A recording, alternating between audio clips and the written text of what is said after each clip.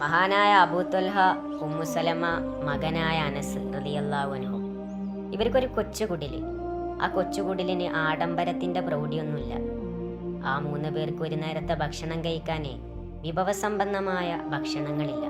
പക്ഷേ അവരുടെ ഒരു പ്രവൃത്തി പടച്ച റബ്ബിന് വല്ലാതെ അങ്ങോട്ട് ഇഷ്ടപ്പെട്ടു പോയി. ആകാശത്തിലെ മലക്കുകൾ ആ പ്രവൃത്തി കാണാൻ തിടുക്കം കൂട്ടി. ഏതാണ് ആ പ്രവൃത്തി?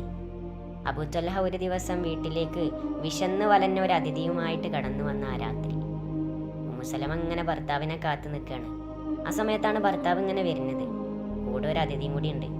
ഭർത്താവിനെ സ്വകാര്യമായിട്ട് വിളിച്ചിട്ട് ഭാര്യ പറഞ്ഞത്രേ, ഇവിടെ നമുക്ക് 3 പേർക്ക് പോലും കഴിക്കാനുള്ള ഭക്ഷണമില്ല, ആകെ കുറച്ച് ഭക്ഷണമുള്ളൂ.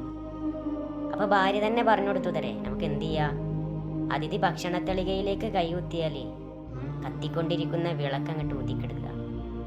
ഭക്ഷണമില്ലാത്ത സമയത്ത് ഒരു അതിഥിയെ കൊണ്ടുവന്നതിന് ഭർത്താവിനെ ശകാരിക്കല്ല ചെയ്ത്.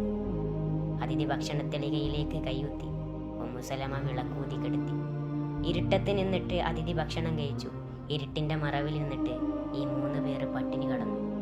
സുബീക്ക് സലാം വീട്ടിയിട്ട് മുത്തനബി വിളിച്ചു അത്രേ, അതിന് അബൂ ത്വൽഹ, എവിടെ അബൂ ത്വൽഹ? അനെ യാ റസൂലല്ലാഹ്.